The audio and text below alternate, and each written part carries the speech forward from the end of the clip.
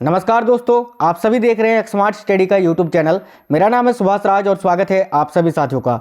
आज इस वीडियो में एसएससी जीडी के लिए जिनका पेपर अभी 6 तारीख, 7 फरवरी, 8 फरवरी, 9 फरवरी और 13 फरवरी को है, यानी आने वाले दिनों में जिनका पेपर अभी बाकी है, उनके लिए पूरे 100 एक्सपेक्टेड क्वेश्चंस लाए हैं। साथियों, इस वीडियो में हिंदी के उन सारे टॉपिक को ऐड किए हैं जो टॉपिक से सबसे ज़्यादा क्वेश्चंस आपके पूछे गए हैं 10 जनवरी से लेकर 2 फरवरी तक। स्टैटिक जीके के बहुत ही इंपॉर्टेंट एक्सपेक्टेड क्वेश्चंस मैंने लिया है जो आपसे आने वाले इन दिनों में क्वेश्चंस पूछे जा सकते हैं, और करंट अफेयर्स के भी बहुत ही इंपॉर्टेंट क्वेश्चंस को मैंने सेलेक्ट किया है इस वीडियो में। बात करें टोटल नंबर ऑफ क्वेश्चंस की तो पूरे 100 क्वेश्चन है। और साथियों, यकीन मानिए ये क्वेश्चन जो है बहुत ही इंपॉर्टेंट है, आपसे आने वाले दिनों में ये क्वेश्चंस जरूर पूछे जाएंगे। तो आज का ये वीडियो बहुत ही इंपॉर्टेंट होने वाला है, तो अंत तक जरूर देखना।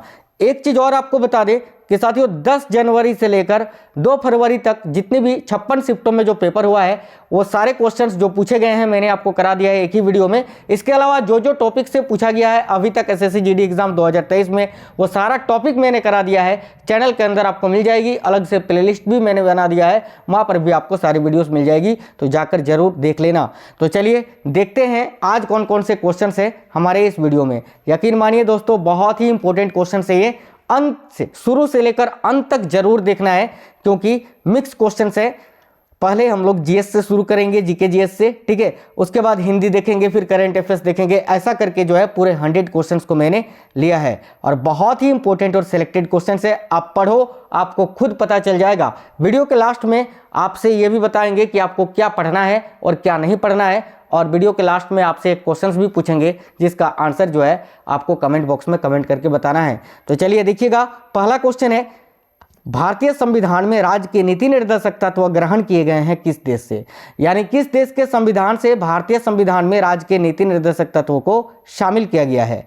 तो साथियों देखिएगा, बहुत ही इंपॉर्टेंट क्वेश्चन है। इस क्वेश्चन का आपका राइट आंसर हो जाएगा आयरलैंड से।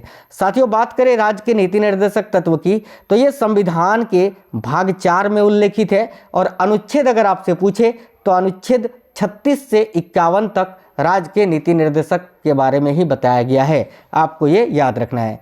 नेक्स्ट क्वेश्चन है हमारा, भारतीय संविधान में मूल अधिकार को किस देश से ग्रहण किया गया है?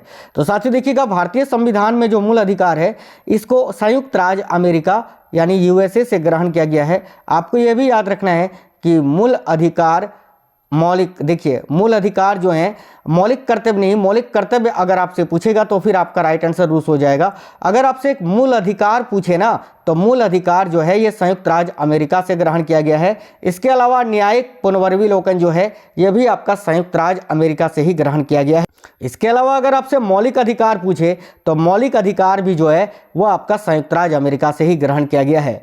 चलिए अगला क्वेश्चन देख लेते हैं, भारतीय संविधान में समवर्ती सूची को किस देश से लिया गया है? तो साथियों देखिएगा, शिक्षा, कमल, ये सब जो है ये समवर्ती सूची का विषय है। और आपको बता दें साथियों, ये संविधान के भाग 7 में उल्लेखित है, संविधान के भाग 7 में, ठीक है। और ये जो है समवर्ती सूची ये साथियों ऑस्ट्रेलिया से लिया गया है, आपको याद रखना है, ऑस्ट्रेलिया से। नेक्स्ट, दिसंबर 1928 में अखिल भारतीय समाजवादी युवा आंदोलन का गठन हुआ था, इसके अध्यक्ष कौन थे? ये क्वेश्चन बहुत ही इंपॉर्टेंट है, आपसे पूछा जा सकता है। तो याद रखना साथियों, दिसंबर 1928 में अखिल भारतीय समाजवादी युवा आंदोलन का गठन हुआ था, और इसके अध्यक्ष कौन थे? तो राम मनोहर लोहिया। इस क्वेश्चन का राइट आंसर आएगा option number D. Next question है, किस तारीख को गांधी जी ने दांडी यात्रा शुरू की थी? तो इस क्वेश्चन का आपका राइट आंसर हो जाएगा 12 मार्च 1930 को। याद रखना option number C right answer है। मिंटो, देखिए मिंटो मार्ले सुधार बिल जो है ये किस वर्ष पारित किया गया था? बहुत ही इंपॉर्टेंट क्वेश्चन है और आपको याद रखना है 1909 में। Option number B right answer है। नेक्स्ट क्वेश्चन है, निम्नलिखित में से किसने तंजौर में वृद्धेश्वर मंदिर का निर्माण करवाया था? तो साथियों देखिएगा, वृद्धेश्वर मंदिर जो तंजौर में स्थित है इसका निर्माण करवाया था राजराजा प्रथम ने। तो ऑप्शन नंबर बी इस क्वेश्चन का आपका राइट आंसर है। अगला क्वेश्चन है, राष्ट्रकूट, राष्ट्रकूट साम्राज्य का संस्थापक कौन था? तो देखिएगा, वेरी वेरी इंपॉर्टेंट क्वेश्चन है, आपके आने वाले शिफ्टों में ये क्वेश्चन जरूर पूछा जाएगा। तो राष्ट्रकूट साम्राज्य का संस्थापक कौन था? आपको याद रखना है दंती दुर्ग। नेक्स्ट क्वेश्चन है, होयसाल की राजधानी कहाँ थी? तो साथियों होयसाल साम्राज्य जो था या होयसाल वंश जो था इनकी राजधानी हुआ करती थी, याद रखना, द्वार समुद्र। तो राइट आंसर आएगा option number C. Next question है, भगवान नटराज का प्रसिद्ध मंदिर जिसमें भारतनाट्यम शिल्प कला है ये कहाँ स्थित है? तो साथियों देखिएगा, भगवान नटराज का प्रसिद्ध मंदिर जिसमें भारतनाट्यम शिल्प कला है ये कहाँ स्थित है? तो चिदम्बरम में। आपको याद रखना है, भारतनाट्यम जो है ये तमिलनाडु राज्य का शास्त्रीय नृत्य है। जो हमारे भारत में कुल 8 शास्त्रीय नृत्य हैं उनमें से एक भारतनाट्यम भी है। नेक्स्ट क्वेश्चन है साथियों, भूदान आंदोलन किसने प्रारंभ किया था? तो देखिएगा, बहुत ही इंपॉर्टेंट क्वेश्चन है, ये क्वेश्चंस आपसे जरूर पूछा जाएगा। तो याद रखना, भूदान आंदोलन को किसने प्रारंभ किया था? तो आचार्य विनोबा भावे ने। ऑप्शन नंबर सी इस क्वेश्चन का राइट आंसर है। साथियों आप लोग वीडियो को जरूर लाइक करते चलिएगा, क्योंकि आपके एक लाइक से हमें मोटिवेशन मिलता है। और साथियों चैनल सब्सक्राइब कर लीजिएगा। नए साथी लोग जितने भी हैं, आप किसी भी गवर्नमेंट एग्जाम की तैयारी कर रहे हैं तो आप चैनल सब्सक्राइब जरूर कर लेना। आने वाले सभी एग्जाम्स की तैयारी आपको हमारे इस चैनल के माध्यम से कराई जाएगी। अगला क्वेश्चन है, बंगाल की एशियाटिक सोसाइटी के प्रवर्तक कौन थे? या बंगाल के एशियाटिक सोसाइटी की स्थापना किसने की थी 1784 में? तो आपको याद रखना है साथियों, सर विलियम जोन्स ने। ठीक है, कब की थी? तो 1784 में। नेक्स्ट क्वेश्चन है, भारत की संविधान सभा किसके अनुसार गठित की गई थी? तो साथियों देखिएगा, बहुत ही इंपॉर्टेंट क्वेश्चन है, भारत की संविधान सभा जो है ये किसके अनुसार गठित की गई थी? तो आपको याद रखना है साथियों, कैबिनेट मिशन योजना के तहत। ठीक है, आपको एक चीज़ याद रखना है कि भारत में संविधान को कब अपनाया गया था? तो 26 नवंबर 1949 को। और संपूर्ण भारत में संविधान लागू कब हुआ था? तो 26 जनवरी 1950 को। नेक्स्ट क्वेश्चन है, प्रथम भारतीय नोबेल पुरस्कार विजेता कौन थे? यानी वह प्रथम भारतीय जिनको नोबेल पुरस्कार मिला था। तो राइट आंसर हो जाएगा रविंद्रनाथ टैगोर। आपको याद रखना है, इनको 1913 में साहित्य के क्षेत्र में नोबेल पुरस्कार मिला था। और इनके किस उपन्यास के लिए?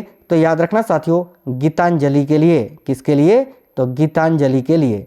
नेक्स्ट क्वेश्चन है, प्रथम देखिए, भारत का राष्ट्रीय पंचांग किस सावंत पर आधारित है? वेरी इंपॉर्टेंट क्वेश्चन है। आपका राइट आंसर आएगा साथियों, शक सावंत पर। ऑप्शन नंबर सी इस क्वेश्चन का राइट आंसर है। नेक्स्ट क्वेश्चन है, दिल्ली में केंद्रीय सचिवालय के उत्तरी और दक्षिणी खंडों का वास्तुविद कौन था? तो साथियों देखिएगा, इस क्वेश्चन का राइट आंसर आएगा एडवर्ड लुटियंस। याद रखना, बहुत ही इंपॉर्टेंट क्वेश्चन है, आने वाले शिफ्टों में आपसे ये क्वेश्चन पूछा जाएगा। भारत के राष्ट्रीय ध्वज का डिजाइन किसने तैयार किया था? तो वेरी इंपॉर्टेंट क्वेश्चन है और राइट आंसर आएगा साथियों, पिंगली वेंकैया। आप सभी को पता है इस क्वेश्चन का आंसर। अगला क्वेश्चन है, भारत में पहला समाचार पत्र किसने शुरू किया था? स्टैटिक जीके का क्वेश्चन है, बहुत ही इंपॉर्टेंट है। तो याद रखना, भारत में पहला समाचार पत्र ये जेम्स ए हिक्की ने शुरू किया था। Option number D right answer है। नेक्स्ट क्वेश्चन है, ब्रिटिश ने भारत में प्रांतीय स्वायत्तता कब से लागू कर दिया था? तो साथियों देखिएगा, ब्रिटिशों ने भारत में प्रांतीय स्वायत्तता को कब से लागू किया था? तो भारत सरकार अधिनियम 1935 के तहत। तो ऑप्शन नंबर डी इस क्वेश्चन का राइट आंसर है। अगला क्वेश्चन है, खिलाफत आंदोलन का आरंभ किसने किया था? तो साथियों देखिएगा, खिलाफत आंदोलन का आरंभ किया था अली बंधुओं ने। तो ऑप्शन नंबर डी इस क्वेश्चन का राइट आंसर है।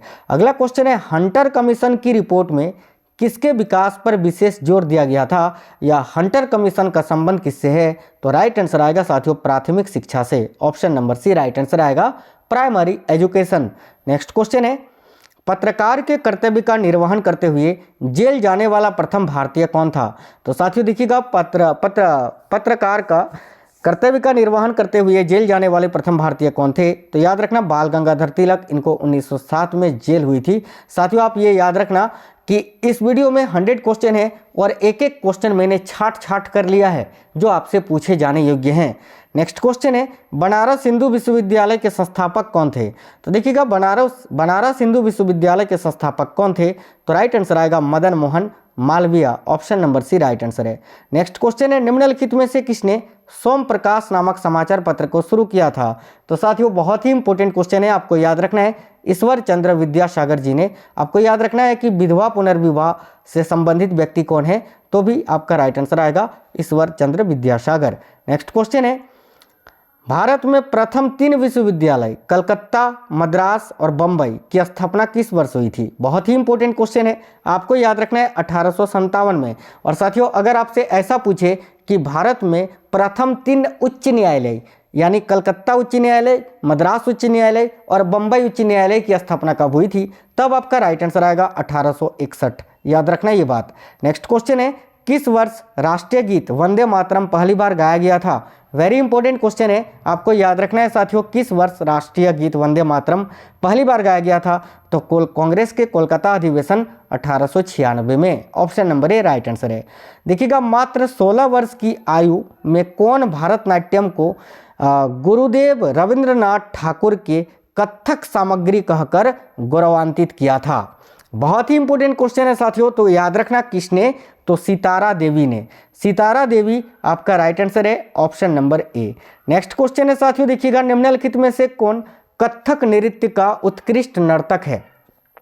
तो बहुत ही इंपॉर्टेंट है, देखिएगा, कथक नृत्य के उत्कृष्ट नर्तक, ये नर्तक जो है ना, ये हर शिफ्ट में आपसे क्वेश्चंस पूछे जा रहे हैं। तो देखिएगा, कथक नृत्य का उत्कृष्ट नर्तक इनमें से कौन सा है? याद रखिएगा, Birju Maharaj. Option number D आपका राइट आंसर है। बात करें कथक नृत्य की, तो साथियों ये उत्तर भारत का शास्त्रीय नृत्य है, आपको याद रखना है। नेक्स्ट क्वेश्चन है, भारतीय शिवाजी किस शैली के नृत्य के लिए प्रसिद्ध हैं? बहुत ही इंपॉर्टेंट क्वेश्चन है। तो भारतीय शिवाजी जो है ये मोहिनीअट्टम शास्त्रीय नृत्य से संबंधित है, और मोहिनीअट्टम जो है ये साथियों केरल राज्य का शास्त्रीय नृत्य है, आपको याद रखना है। नेक्स्ट क्वेश्चन है, रुक्मणी देवी अरुंडेल कला की किस विद्या से संबंधित है? तो देखिएगा, रुक्मणी देवी अरुंडेल जो है वो शास्त्रीय नृत्य से संबंधित है, तो ऑप्शन नंबर बी आपका राइट आंसर आएगा ऑप्शन के अकॉर्डिंग। नेक्स्ट क्वेश्चन है हमारा, झावेरी बहने, देखिए यानी दर्शना, नयना, रंजना एवं सुवर्णा का संबंध शास्त्रीय नृत्य की किस विद्या से है? बहुत ही इंपॉर्टेंट क्वेश्चन है, आपको याद रखना है साथियों मणिपुरी से, और मणिपुरी जो है ये साथियों मणिपुर राज्य का शास्त्रीय नृत्य है। नेक्स्ट क्वेश्चन है हमारा, यामिनी कृष्णमूर्ति किस भारतीय नृत्य की ख्याति प्राप्त नृत्यांगना है? तो साथियों देखिएगा, यामिनी कृष्णमूर्ति जो है ना, ये भारतनाट्यम और कुचिपुड़ी इन दोनों ही शास्त्रीय नृत्य की ख्याति प्राप्त नृत्यांगना है। तो इस क्वेश्चन का आपका राइट आंसर आ जाएगा ऑप्शन नंबर सी, उपयुक्त दोनों। बात करें भारतनाट्यम की, तो ये तमिलनाडु का शास्त्रीय नृत्य है, और कुचिपुड़ी आंध्र प्रदेश का।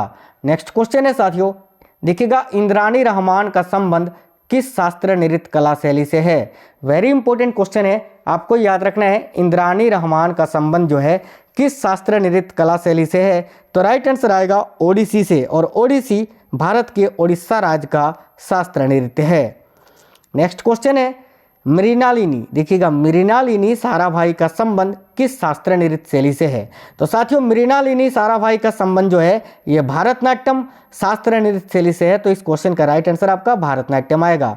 देखिए, ये नृत्य वगैरह का जो सेपरेट वीडियो है ना, मैंने टॉपिक वाइज आपको करा दिया है, ये सारा आपको चैनल के अंदर मिल जाएगा, आप लोग देख लेना। देखिएगा, नेक्स्ट क्वेश्चन है, बिंबावती देवी जो है ये किस प्रकार के नृत्य के लिए सुविख्यात हैं? तो साथियों वेरी इंपॉर्टेंट है, बिंबावती देवी आपको याद रखना है ये मणिपुरी नृत्य के लिए फेमस है, तो मणिपुरी आपका राइट आंसर आ जाएगा। एक क्वेश्चन है, सरहुल पर्व का संबंध किस राज्य से है? अभी तक सरहुल पर्व 8 से 9 बार रिपीट हो चुका है एसएससी जीडी एग्जाम 2023 में साथियों, याद रखना। देखिए, सरहुल पर्व का संबंध जो है वो झारखंड राज्य से है, ऑप्शन नंबर बी आपका राइट आंसर आएगा। ठीक है, चलिए नेक्स्ट क्वेश्चन देखते हैं। देखिए, भोगाली बिहू, भोगाली बिहू जो है ये किस राज्य का प्रमुख त्योहार है? तो यहाँ आपका राइट आंसर आएगा साथियों असम राज्य का। असम में कुल 3 प्रकार की बिहू मनाई जाती है, उनमें से एक भोगाली बिहू भी है, आपको याद रखना है। इसके अलावा रंगोली बिहू जो है ये भी असम राज्य से संबंधित है।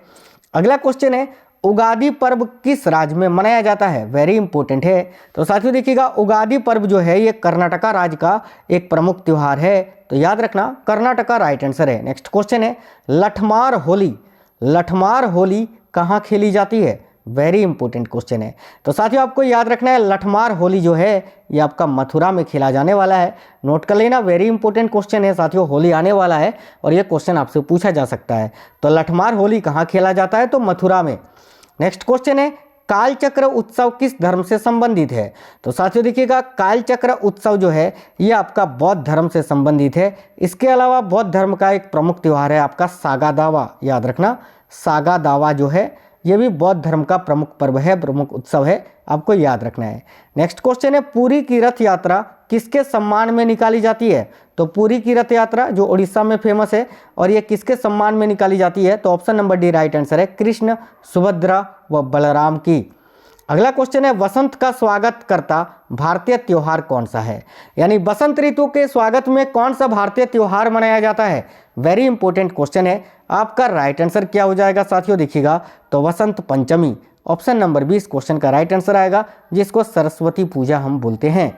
नेक्स्ट क्वेश्चन है साथियों, देखिएगा, देखिए सगाई त्योहार निम्नलिखित में से कहाँ मनाया जाता है। वेरी इंपॉर्टेंट क्वेश्चन है।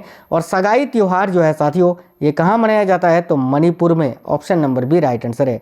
नेक्स्ट क्वेश्चन है किस विदेशी यात्री ने भारत का दौरा सबसे पहले किया था। तो साथियों इनमें से ये सारे विदेशी यात्री हैं जिन्होंने भारत का दौरा किया था, और सबसे पहले किया था मेगास्थनीज ने मौर्य काल में, याद रखना। इनके द्वारा एक प्रसिद्ध पुस्तक है जो पूछा जाता है, आपको याद रखना है, इंडिका। इंडिका पुस्तक के रचनाकार कौन है, तो मेगास्थनीज। अगला क्वेश्चन है शून्य की खोज किसने की। तो साथियों शून्य की खोज की थी आर्यभट्ट ने, ऑप्शन नंबर बी आपका राइट आंसर है। नेक्स्ट क्वेश्चन है पुरापाषाण काल में आदि मानव के मनोरंजन के साधन क्या थे। तो शिकार किया करते थे ना वे, तो शिकार करना, option number A right answer आएगा। नेक्स्ट क्वेश्चन है मानव द्वारा सर्वप्रथम प्रयुक्त अनाज कौन सा था। तो देखिए मानव के द्वारा सबसे पहले प्रयोग में लाया जाने वाला अनाज था गेहूं एवं जौ, तो option number B right answer है। भीमबेटका किसके लिए प्रसिद्ध है। तो साथियों देखिएगा भीमबेटका ये किसके लिए फेमस है, तो राइट आंसर है गुफाओं के शैल चित्र के लिए, और ये मध्य प्रदेश राज्य में स्थित है। नेक्स्ट क्वेश्चन है मुद्रा राक्षस नामक पुस्तक का लेखक कौन था। तो देखिएगा मुद्रा राक्षस नामक पुस्तक का लेखक कौन था, आपका राइट आंसर आएगा विशाखा दत्त। साथियों मैं बिल्कुल फास्ट करवा रहा हूँ क्योंकि मुझे पता है आप लोगों की समय की कीमत क्या है। अगला क्वेश्चन है आगरा नगर की स्थापना किसके द्वारा की गई थी। तो साथियों आगरा नगर की स्थापना सिकंदर लोदी ने की थी, आपको याद रखना है किसने की थी, तो सिकंदर लोदी ने। कब की थी, तो 1504 ईस्वी में, ये भी आप याद रखना। नेक्स्ट क्वेश्चन है लोदी वंश का अंतिम शासक कौन था। तो साथियों देखिएगा लोदी वंश का अंतिम शासक कौन था, तो Ibrahim Lodi, option number B आपका राइट आंसर आएगा। इन्हीं को ही हराकर जो है 1526 में बाबर ने मुगल साम्राज्य की स्थापना की थी। नेक्स्ट क्वेश्चन है चंद्रमा का पर्यायवाची शब्द क्या होता है। साथियों देखिएगा ये जो पर्यायवाची शब्द है ना, देखो ये जो चंद्रमा का पर्यायवाची शब्द है, इसी से आपका जो है ना कम से कम 15 क्वेश्चन बन गया है, 15 से 20 क्वेश्चन। अब मैं अलग अलग तो आपसे पूछ नहीं सकता हूँ कि राकेश का पर्यायवाची शब्द क्या होगा, मृगांक किसका पर्यायवाची शब्द है, इंदु किसका पर्यायवाची शब्द है, तो आपसे क्वेश्चन जरूर पूछ सकता है ऐसा, ठीक है। आप सभी को पता है कि चंद्रमा का पर्यायवाची शब्द ये सब होता है। अब अगर आपसे ये पूछ लिया जाए किसी एक को उठाकर कि निशाकर किसका पर्यायवाची शब्द है, तो आप आसानी से बता दोगे चंद्रमा का। या फिर अगर चंद्रमा ऑप्शन में ना रहे और पूछे निशाकर किसका पर्यायवाची शब्द है, आपके ऑप्शन में रजनीश रहे, राकेश रहे, सुधांशु रहे, तो कंफ्यूज हो जाओगे। इसीलिए मैंने यहाँ पर ऑब्जेक्टिव नहीं लिया है, चंद्रमा के जो प्रमुख पर्यायवाची शब्द होते हैं वो मैंने सारा ही लिख दिया है, क्योंकि आपसे केवल ऐसा नहीं पूछेगा कि चंद्रमा का पर्यायवाची शब्द क्या है, आपसे ये भी पूछ सकता है कोई भी एक उठाकर कि सुधाकर का पर्यायवाची शब्द क्या है, तब आप क्या करोगे, तो फंस जाओगे ना। इसीलिए देखो चंद्रमा के प्रमुख पर्यायवाची शब्द होते हैं शशि, हिमकर, हिमांशु, चांद, मयंक, विधु, तारापति, चंदा, अतिज्र, राकेश, रजनीश, सुधांशु, सुधाकर, मृगांक, इंदु, विधु, चंद्रमा, सारंग, कलानिधि, निशापति, शशांक, निशाकर, रजनीपति, अमिकर। साथियों आप लोग एक स्क्रीनशॉट जरूर ले लीजिए यहाँ पर, क्योंकि स्क्रीनशॉट ले लोगे तो आपको आसानी होगी पढ़ने में, ठीक है। अगला क्वेश्चन है जितने भी पर्यायवाची शब्द मैं करवाऊंगा इसी टाइप का आपको करवाऊंगा इस वीडियो में, और आपको स्क्रीनशॉट ले लेना है। आपको बता दें पर्यायवाची शब्द का स्पेशल बहुत ही इंपॉर्टेंट वीडियो मैंने चैनल में आपको प्रोवाइड करा दिया है, आप लोग वहाँ से देख लेना, ठीक है। देखिए मैंने इस वीडियो में केवल एक्सपेक्टेड क्वेश्चन ही आपके लिए लिया है। तो सूर्य का प्रमुख पर्यायवाची शब्द क्या होता है। तो साथियों सूर्य का पर्यायवाची शब्द होता है रवि, दिनकर, सूरज, भास्कर, मार्तंड, मरीचि, प्रभाकर, सविता, पतंग, दिवाकर, हंस, आदित्य, भानु, अंशुमली। आपसे क्वेश्चन ऐसा पूछ सकता है कि इनमें से कौन सा सूर्य का पर्यायवाची शब्द नहीं है, ठीक है। इनमें से कौन सा सूर्य का पर्यायवाची शब्द नहीं है। आपके सामने ऑप्शन आपको दे देगा, यहाँ पर एक दे देगा आपको सूरज, ठीक है, एक दे देगा आपको प्रभाकर, ठीक है, एक दे देगा आपको दिवाकर, और एक चौथा आपको दे देगा, क्या दे देगा, एक दे देगा आपको विभाकर। तो यहाँ पर आप क्या करोगे, आपको पता रहेगा तब ना कि भाई सूर्य के पर्यायवाची शब्द क्या क्या हैं, तो आप आसानी से बोल दोगे कि ये चौथा वाला जो ऑप्शन है विभाकर, भाई विभाकर तो किसका पर्यायवाची शब्द है, विभाकर चंद्रमा का पर्यायवाची शब्द है, तो ये हमारा आंसर नहीं होगा। तो वही आपको वहां पर क्लिक करना है, चौथे नंबर आपका करेक्ट हो जाएगा, ठीक है। इसी तरह से अभी क्वेश्चंस ज़्यादा पूछा जा रहा है जीडी में, याद रखना। अगला क्वेश्चन है साथियों, देखिएगा हिमालय का पर्यायवाची शब्द क्या होता है। तो देखिए हिमालय के प्रमुख पर्यायवाची शब्द होते हैं हिमगिरी, हिमाचल, गिरिराज, पर्वतराज, नगपति, हिमपति, नगराज, हिमाद्री, नगेश आदि। ठीक है, इसी तरह आपसे पूछेगा कि इनमें से कौन सा हिमाचल का पर्यायवाची शब्द नहीं है। इनमें से 3 कोई दे देगा और एक आपका किसी और चीज़ का पर्यायवाची शब्द दे देगा, वही आपको आंसर करना है। ठीक है, बस समझना है, स्थिर रखना दिमाग को, बस पेपर बिल्कुल ईजी है, सिंपल है, आपको खाली अपने पर धैर्य रखना है। देखिए बिजली का प्रमुख पर्यायवाची शब्द क्या होता है। तो याद रखना साथियों, चपला, चंचला, दामिनी, सौदामणि, विद्युत, तड़ित, विजुरी, क्षण प्रभा। आपसे क्वेश्चन में अगर पूछ लिया जाए कि तड़ित किसका पर्यायवाची शब्द है, तो फिर आप क्या करोगे, आपको जानना है ना कि कौन कौन से पर्यायवाची शब्द हैं बिजली के, याद रखना। ठीक है, अगला है जल का पर्यायवाची शब्द क्या होता है। तो देखिएगा जल के प्रमुख पर्यायवाची शब्द होते हैं वारी, पानी, नीर, सलिल, तोय, उदक, अम्बु, जीवन, पय, अमृत, मेघपुष्प आदि। अगला है कमल का पर्यायवाची शब्द क्या होता है। इसको जरूर आप स्क्रीनशॉट ले लेना साथियों, क्योंकि बहुत ज़्यादा बार अभी तक रिपीट हो चुका है। तो कमल का पर्यायवाची शब्द प्रमुख होते हैं पंकज, नीरज, सरोज, जलज, अंबुज, अब्ज, अरविंद, इंदिवर, उत्पल, कंज, कंवल, किंजल, कोकनद, जलजात, तामरस, नलीन, पद्मजा, पाथोज, पुंडिकर, पुष्कर, राजीव। ठीक है साथियों, इस वीडियो में जितने मैंने पर्यायवाची शब्द लिए हैं इन्हीं को घुमा फिरा के आपसे पूछा जा रहा है। अभी तक यही हुआ है 10 जनवरी से 2 फरवरी तक। ठीक है, इनमें से कोई एक उठा के आपको दे देता है और पूछता है कि ये किसका पर्यायवाची शब्द है, या 3 आपको दे देता है और ये किसी कोई एक नाम दे देता है, पूछता है इनमें से कौन सा एक नहीं है। ठीक है, देखिए जैसे कि हाथी का पर्यायवाची शब्द क्या होता है। तो देखिए हाथी का पर्यायवाची शब्द मतंग, ठीक है, गज, हस्थी, कुंभी, मदकल, कुंजर आदि होते हैं, याद रखना। अगला है कछुआ का पर्यायवाची शब्द क्या होता है। तो कछुआ के प्रमुख पर्यायवाची शब्द होते हैं कच्छप, कमट, कुम्र आदि। अगला है बाघ का पर्यायवाची शब्द क्या होता है। तो देखिएगा बाघ के प्रमुख पर्यायवाची शब्द होते हैं व्याघ्र, शार्दुल, सिंह, चीता, सर्वश्रेष्ठ, केसरी, पुंडरिक, अग्नि, तिलक, टीका, बहादुर, चीता, चित्रक, चित्रकार, कायर, सियार, डरपोक, भीरू, गीदड़, खनखजूरा आदि। ठीक है, अगला है साथियों देखिएगा अर्वाचीन का सही विलोम शब्द चुनिए। तो अर्वाचीन का विलोम शब्द क्या होता है, ये आपसे पूछा गया है। तो साथियों अर्वाचीन का विलोम शब्द होता है प्राचीन, याद रखना क्या होता है, प्राचीन होता है। ठीक है, एक अगर आपसे पूछेगा नवीन, ठीक है, तो नवीन का भी जो है आपका विलोम शब्द प्राचीन होता है, लेकिन अर्वाचीन अगर पूछे तो प्राचीन ही आपको करना है। मानव का सही विलोम शब्द क्या होता है। तो मानव का विलोम शब्द होता है साथियों दानव। अगला है साकार का विलोम शब्द क्या होता है। तो देखिएगा साकार का विलोम शब्द होता है साथियों निराकार, याद रखना निराकार होता है। नेक्स्ट क्वेश्चन है हमारा, देखिएगा योगी का विलोम शब्द क्या होता है। तो योगी का विलोम शब्द होता है साथियों भोगी, याद रखना। ठीक है, अगला है दुर्जन का विलोम शब्द क्या होता है।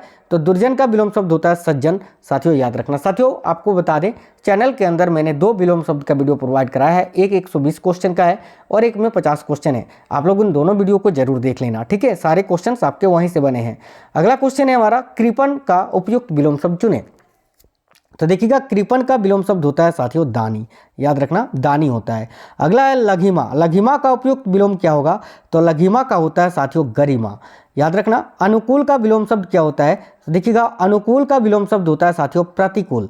अगला क्वेश्चन है निम्नलिखित में से कौन सा शब्द है जो जड़ शब्द का विलोम शब्द है। तो जड़ का विलोम शब्द क्या होता है। तो साथियों याद रखना चेतन होता है, option number C right answer है। गमन का विलोम शब्द क्या होता है। तो देखिएगा गमन का विलोम शब्द होता है आगमन।